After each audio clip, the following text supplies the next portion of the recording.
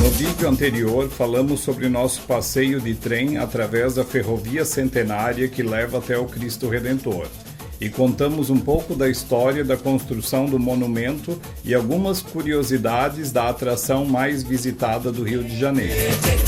No vídeo de hoje falaremos de nossa experiência no Parque Bondinho Pão de Açúcar, e com certeza foi uma das experiências mais marcantes da nossa viagem, pois nos levou até 396 metros acima do nível do mar, através de paisagens estonteantes. Um verdadeiro desafio de superação para quem tem fobia de altura, como eu, por exemplo. Você já deve ter ouvido falar na expressão fila para pegar outra fila. Então venha preparado, pois aqui você sentirá na prática o significado. Já que são mais de 2.500 visitantes que passam diariamente pelas catracas da atração, e cada viagem leva apenas 65 passageiros. Você usará seu ingresso 5 vezes durante o passeio, então guarde-o bem. Durante a sua permanência na fila de espera, você pode acompanhar a exposição intitulada Que Viagem?, que conta a trajetória da idealização do projeto pelo então engenheiro e primeiro presidente da companhia Augusto Ferreira Ramos em 1908.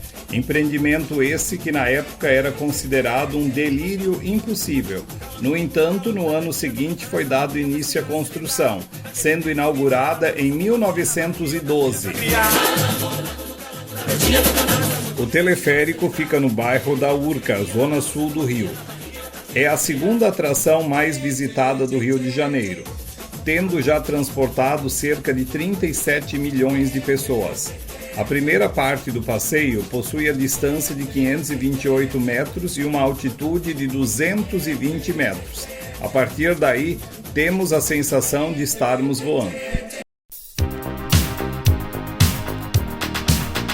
Esse teleférico foi o primeiro instalado no Brasil e o terceiro no mundo. O nome Bondinho vem da época em que a atração foi construída, pois as cabines que transportavam os visitantes se assemelhavam muito com os bondes utilizados na cidade do Rio de Janeiro. Hoje em dia, inclusive, ainda vemos bondes elétricos circulando pela cidade. Para construir o teleférico foram necessários mais de 400 operários e escaladores, cada um subindo com algumas peças para os topos dos morros da Urca e do Pão de Açúcar, para que fossem montadas. Um guincho auxiliou na subida dos cabos de aço.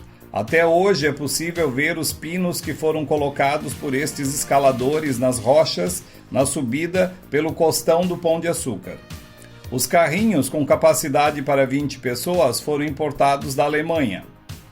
A inauguração do Bondinho, primeira geração, deu-se em 27 de outubro de 1912. O teleférico só subia da Praia Vermelha até o Morro da Urca.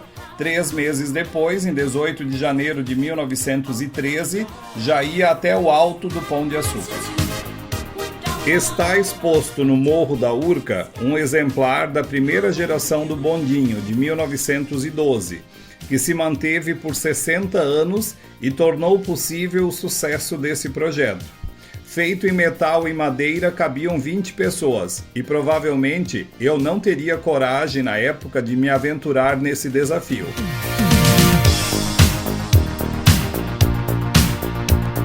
Ao lado da estátua do seu implementador, Cristóvão Leite de Castro, a segunda geração teve início em 1972 e apresentou melhorias nas cabines, nos maquinários e também nos sistemas teleféricos. Em outubro de 1972, uma segunda linha paralela foi inaugurada e os cabos de aço e os bondinhos foram trocados. As novas cabines importadas da Itália tinham capacidade para 75 passageiros. Com mais espaço e 2 bondes em funcionamento, o fluxo aumentou de 115 para 1.360 passageiros por hora.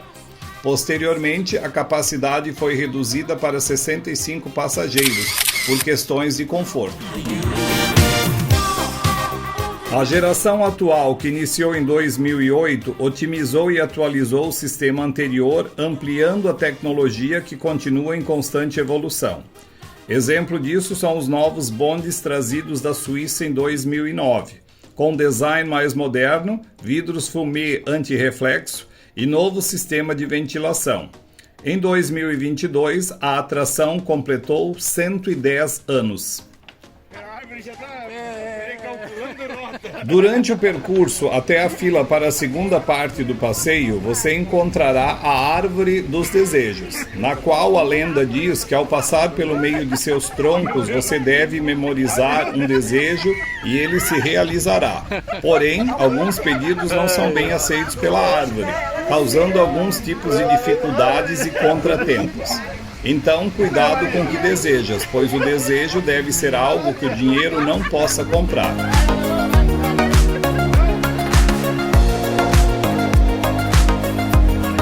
Do mirante do Morro da Urca, podemos ver o bairro da Urca, que é um aterro, porém considerado um dos bairros mais charmosos do Rio.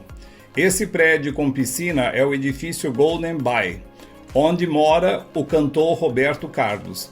Ao fundo vemos o aeroporto Santos Dumont, que também é um aterro. No meio da cidade vemos um prédio em forma de cruz. Abaixo está a Catedral do Rio de Janeiro, que será tema do nosso próximo vídeo.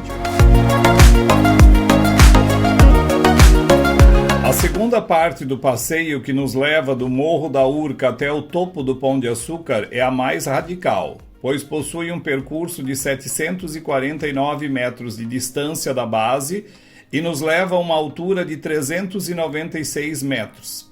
O trajeto é rapidinho, em torno de 3 minutos.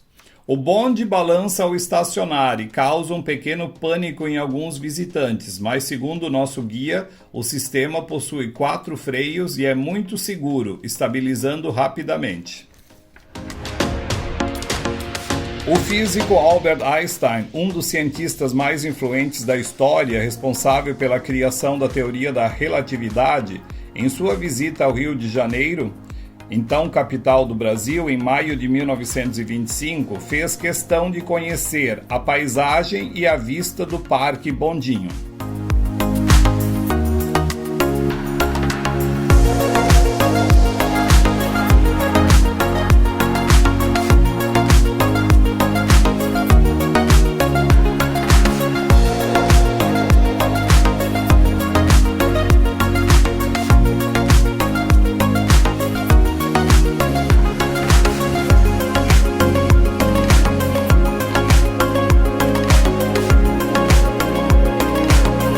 Foi aos pés do Morro do Pão de Açúcar que Estácio de Sá, em 1º de março de 1565, fundou a cidade de São Sebastião do Rio de Janeiro.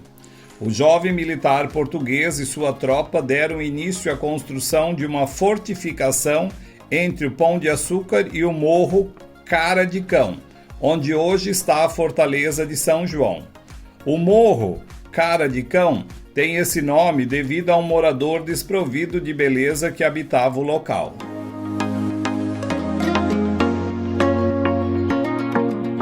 O Pão de Açúcar possui mais de 100 vias de escalada, entre os quais estão algumas das vias mais conhecidas e antigas do Brasil. Chegar ao seu cume escalando deve ser uma experiência única. Esse percurso leva de 4 a 6 horas. A denominação Pão de Açúcar deriva da semelhança com os pães de açúcar, feitos em formas de barro nos engenhos no período colonial. Em nosso vídeo sobre o marco do Tratado de Tordesilhas em Laguna Santa Catarina, falamos que para resolver conflitos territoriais, Espanha e Portugal assinaram um acordo em 7 de junho de 1494. Esse acordo ficou conhecido como Tratado de Tordesilhas, porém a França não reconhecia tal acordo. Desse modo, é interessante observar o processo de ocupação destas terras por franceses, que optaram desde o início pela construção de fortes de defesa contra os possíveis ataques portugueses, como o Forte Coligny, na ilha de Ville-Gagnon, atualmente ao lado do aeroporto Santos Dumont e da Escola Naval. Em 1555, Nicolas de Villegagnon desembarcou com 2 navios na região da Baía da Guanabara e iniciou a constituição da França Antártica. A colônia conseguiu o apoio dos índios tamoios, que os auxiliaram na exploração do pau-brasil em troca de diversos artefatos produzidos na Europa. Porém, as terras que originaram a cidade de São Sebastião do Rio de Janeiro viram seus pontos estratégicos serem ocupados progressivamente por edificações militares portuguesas, incluindo um núcleo urbano de colonização. A reação portuguesa foi rápida, pretendendo impedir que a França Antártica se consolidasse em terras da coroa lusitana.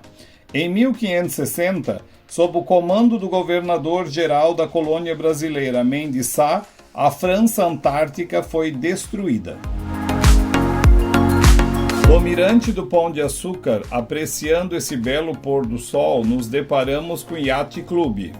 Seguido da praia de Botafogo, mais além vimos a praia do Flamengo, a Marina da Glória, o aeroporto Santos Dumont e a ponte Rio-Niterói em toda sua extensão.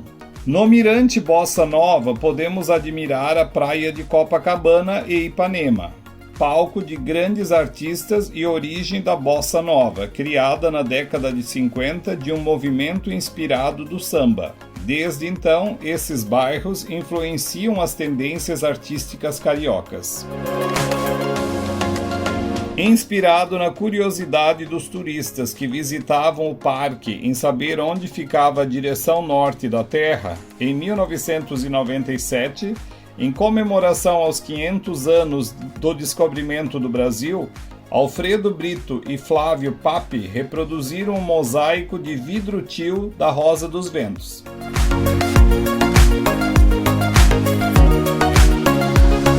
Retornando do Pão de Açúcar com destino ao Morro da Urca e aproveitando esse lindo pôr do sol na praia de Botafogo, ao lado o Yacht Club, fomos levados pelo nosso guia para vermos as peças da primeira geração do bondinho que estão expostas no espaço A História de um Fio, que traz, além de objetos de lembranças, fatos históricos como a vara com que o equilibrista Stephen McPeak caminhou sobre o cabo de aço no trecho mais alto do percurso do bondinho, sem nenhum equipamento de segurança. No Morro da Urca também havia uma danceteria chamada Dancing Days. Inclusive foi gravada uma novela da Rede Globo com esse título, que utilizava-se em algumas cenas da referida danceteria. O bondinho também foi cenário do filme 007 Contra o Foguete da Morte, de 1979, no qual o agente secreto britânico James Bond, interpretado pelo ator Roger Moore, derrota seu inimigo Dentes de Aço, interpretado por Richard Kiel.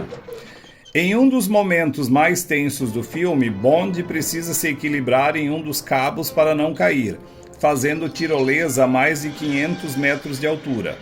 Ao final da cena, o vilão atravessa a parede com um bondinho. Esse foi o único acidente registrado até hoje e, é claro, não passa de fantasia. Embora no ano de 1951, um dos cabos tenha se rompido, mas o bonde foi sustentado pelo outro cabo. No ano de 2000, ocorreu um incidente semelhante, porém ambos sem vítimas. Nossa visita foi realizada no meio da tarde. Tivemos a sorte de aproveitar o espetáculo do pôr do sol e também fazermos belas imagens da noite em nossa despedida da atração. Nas imagens que você está vendo, aquele pequeno ponto de luz no alto é a imagem do Cristo no Morro do Corcovado.